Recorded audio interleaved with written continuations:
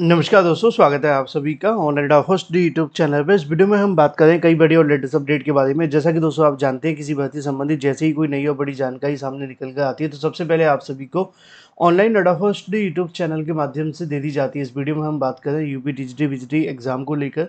UP TGT विजिटी exam के साथ साथ अगर बात की जाए एग्जाम डेट को लेकर छात्रों के लिए बड़ी खुशखबरी के बारे में, क्योंकि उत्तर प्रदेश शिक्षा सेवा चयन आयोग के अंदर नए अध्यक्ष के आते ही जो घोषणा है वो कर दी गई है। साथ ही साथ अगर बात की जाए अध्यक्ष के माध्यम से देर से ही सही लेकिन टीजीटी बीजीटी एग्जाम को लेकर जानकारी दे दी गई है। डिटेल में बात करेंगे, चैनल को सब्सक्राइब करके बेल आइकन को दबा लें और वीडियो को लाइक कर दें, जिससे कि आपको रियल ऑथेंटिक जानकारी ऑनलाइन अडाफा स्टडी यूट्यूब चैनल के माध्यम से मिलती रहे। सीधे शुरुआत करते हैं मुद्दे की और बड़ी अपडेट के साथ। जैसा कि आप जानते हैं, टीजीटी बीजीटी 2022 की परीक्षा को लेकर बहुत सारी चीज़ें आप सभी के सामने, जैसे जैसे परीक्षा की तारीख नज़दीक आ रही होती है ना, वैसे ही कहीं ना कहीं जो समस्या है वो बढ़ना शुरू हो जाती है। अभी हाल ही में अगर बात की जाए उत्तर प्रदेश शिक्षा सेवा चयन आयोग के माध्यम से टीजीटी बीजीटी के साथ साथ अगर बात की जाए तो असिस्टेंट प्रोफेसर भर्ती को लेकर भी काफ़ी ज़्यादा विरोध का सामना करना पड़ा, क्योंकि उन्होंने एक बार फिर से असिस्टेंट प्रोफेसर भर्ती के इंटरव्यू जब होने वाले थे और ऐन मौके पर आकर के ना तो उन्होंने स्थगित किए और ना ही उनको करवाया गया। वहीं दूसरी तरफ अगर बात की जाए उत्तर प्रदेश शिक्षा सेवा चयन आयोग की जो चेयरमैन है उनको हटा दिया गया। दूसरे शब्दों में समाज ये कहेगा कि आप सभी को इस्तीफ़ा दिया गया है, लेकिन इस्तीफ़ा तो एक तरीके से छुपाने का तरीका होता है और वो तरीका आप भी जानते हैं कि शिक्षा सेवा चयन आयोग के माध्यम से जो अपनाया गया है आप सभी के लिए, वो निश्चित तौर पे कहीं न कहीं एक तरीके से कहा जा सकता है कि बात को दबाने की जो कोशिश है वो की जा रही है। अब उत्तर प्रदेश शिक्षा सेवा चयन आयोग जो मर्ज़ी कहे, सच तो यही है कि जो आयोग की नई चेयरमैन थी वो कहीं न कहीं उतनी कैपेबल नहीं थी जितनी उम्मीद लगाई गई थी, क्योंकि शिक्षा सेवा चयन आयोग के गठन को तकरीबन 1 साल से ज़्यादा का समय निकल जाने के बावजूद ना तो टीजीटी बीजीटी की परीक्षा हो पा रही थी और ना ही परीक्षा के बारे में कोई प्रोसेस आगे बढ़ रहा था। तमाम कोशिशें करने के बावजूद भी अगर कुछ हो रहा था तो वो सिर्फ़ ये कि टीजीटी बीजीटी की परीक्षा बार-बार स्थगित हो रही थी। अब ऐसे में इसी को लेकर ये कायस पहले से ही लगाए जा रहे थे कि जो चेयरमैन हैं उनको हटाया जा सकता है और उनसे जो इस्तीफ़ा है वो माँगा जा सकता है, और ऐसे में हुआ भी वही। शिक्षा सेवा चयन आयोग के चेयरमैन को हटाया गया, उप सचिव को भी हटा दिया गया और ये जो बात आप सभी के सामने निकल कर आ रही है उसमें सबसे बड़ी जो मुख्य भूमिका थी परीक्षा को कराने के लिए वो निश्चित तौर पे चेयरमैन के ऊपर ही थी। अब ये तो बात हो जाती परीक्षाओं के बारे में, लेकिन नए चेयरमैन के आते ही उन्होंने जो अनाउंसमेंट किया उसको लेकर भी मैं आपको दिखाता हूँ। और सबसे पहले जो सवाल बना हुआ था टीजीटी पीजीटी परीक्षा को लेकर, उस पर नए चेयरमैन ने क्या कहा है, उनका क्या बयान है, वो सबसे महत्वपूर्ण है। क्योंकि जिसको जाना है वो तो जाएगा, आया है सो जाएगा, राजा रंग फ़कीर कबीरा ने कहा था। अब इसी को लेकर यहाँ पे आप सभी के सामने लिखा हुआ है, प्रोफेसर अध्यक्ष कीर्ति पांडे की विदाई। लिखा हुआ है अगर बात की जाए प्रोफेसर 1 साल में किसी भी भर्ती को लेकर परीक्षा नहीं करा पाए। अगर एक परीक्षा हुई भी तो वो भी कहीं न कहीं कहा जा सकता है कि सवालों के घेरे में है। 2 साल पहले अस्तित्व में आए उत्तर प्रदेश शिक्षा सेवा चयन आयोग अभी कोई भर्ती तो पूरी नहीं करा पाया, लेकिन इस बीच उठापटक शुरू हो गई है। बिना कोई भर्ती किए 1 साल पहले नियुक्त अध्यक्ष प्रोफेसर कीर्ति पांडेय को इस्तीफा देना पड़ा है।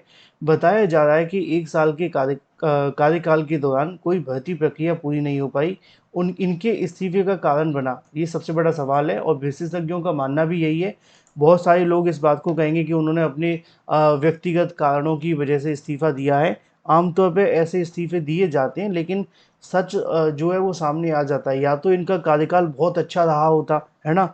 7-8 भर्तियों की परीक्षाएँ कराई होती, 4-5 की नियुक्ति दे दी गई होती, 2-4 विज्ञापन आ गए होते, तो ये कहा जा सकता था कि भई निजी कारणों की वजह से इन्होंने दिया होगा, क्योंकि प्रेशर रहा होगा। लेकिन जब कोई चाहे वो चेयरमैन हो अपने निजी कारणों से इस्तीफ़ा दे और ये कहते हुए कि हमने कोई परीक्षा नहीं कराई, कोई भर्ती नहीं हुई, तो फिर हमें पता चल ही जाता है।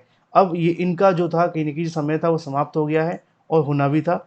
लिखा हुआ है प्रोफ़ेसर कीर्ति पांडेय ने इस्तीफ़ा देने के बावजूद बृहस्पतिवार की बैठक की थी। अब कुछ लोग ये कह रहे थे कि सर इन्होंने इस्तीफ़ा तो 22 को ही दे दिया था, तो 22 को इस्तीफ़ा जब दिया, तो उसकी जानकारी पहले क्यों नहीं मिली?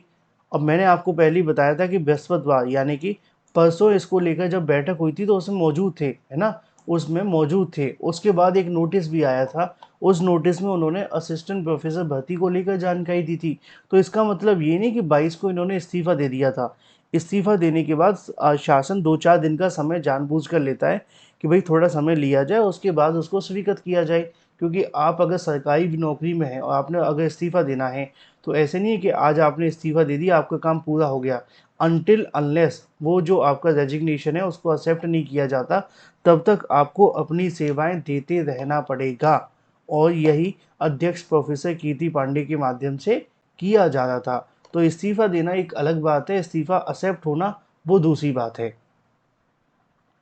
इसी को लेकर लिखा हुआ है कि अगर बात की जाए बृहस्पतिवार को ही बैठक में उनके माध्यम से इंटरव्यू को लेकर जो अनाउंसमेंट है वो देखने के लिए मिली, लेकिन आखिरी दिन तक अभ्यर्थियों को बुलावा पत्र जारी नहीं किया गया। इसके अलावा अभ्यर्थियों की ओर से लगातार आपत्ति आ रही थी। ऐसे में 25 सितंबर से शुरू होने वाले जो इंटरव्यू थे उनको स्थगित कर दिया गया और उसी दिन उन्होंने बैठक करके इसके बारे में एक नया नोटिस भी जारी कर दिया। वहीं दूसरी तरफ अगर बात की जाए चेयरमैन के बयान के बारे में, जो कि संबंधित है उत्तर प्रदेश शिक्षा सेवा चयन आयोग के नए चेयरमैन को लेकर। उत्तर प्रदेश शिक्षा सेवा चयन आयोग के नए चेयरमैन के माध्यम से आप सभी के सामने जो जानकारी देखने के लिए मिलती है वो आपको यहाँ पे है। शासन के निर्देश के क्रम में सहायक आचार्य शासन के निर्देश के क्रम में सहायक आचार्य शायद आचार्य जो साक्षात्कार हैं वो प्राथमिकता में है। अन्य पदों की भर्ती प्रक्रिया भी शुरू की जाएगी। इसके साथ ही उच्च माध्यमिक, बेसिक और व्यावसायिक जो शिक्षा के लिए कहीं न कहीं पदों पे भर्ती होनी है, उसका विज्ञापन भी बहुत जल्द जारी होगा। इसके बारे में कहना है राम सूचित का, जो कि कार्यवाहक अध्यक्ष के रूप में नियुक्त किए गए हैं उत्तर प्रदेश शिक्षा सेवा चयन आयोग के। फिलहाल ये आप सभी के सामने है जो आप देख पाएँ। ये वर्तमान में सबसे वरिष्ठ थे और ये पहले जज भी रह चुके हैं, ठीक है? उनको कहीं न कहीं कार्यवाहक अध्यक्ष के रूप में नियुक्त कर दिया गया है। अगर इनके बयान को सुना जाए तो उनका कहना ये है कि शासन का जो भी निर्देश होगा, उसके आधार पे जो सहायक आचार्य यानी कि असिस्टेंट प्रोफ़ेसर भर्ती के इंटरव्यू कराने वो भी प्राथमिकता में है।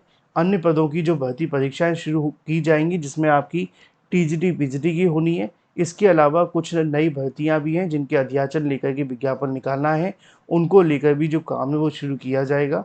अब नए अध्यक्ष के माध्यम से अनाउंसमेंट तो की गई है, भर्तियों के विज्ञापन को साथ-साथ अगर बात की जाए परीक्षाओं को कराए जाने को लेकर, लेकिन ये कितना आसान होगा, ये देखना दिलचस्प है। जो भी नई बड़ी और जानकारी सामने निकल कर आएगी, सबसे पहले आप सभी को online adopter study YouTube channel के माध्यम से दे दी जाएगी। चैनल को सब्सक्राइब करके बेल आइकन को दबा लें और वीडियो को लाइक कर दें। मैं आपसे मिलता हूँ अगली वीडियो में। Till then take care, tata bye bye. Thank you for watching this video.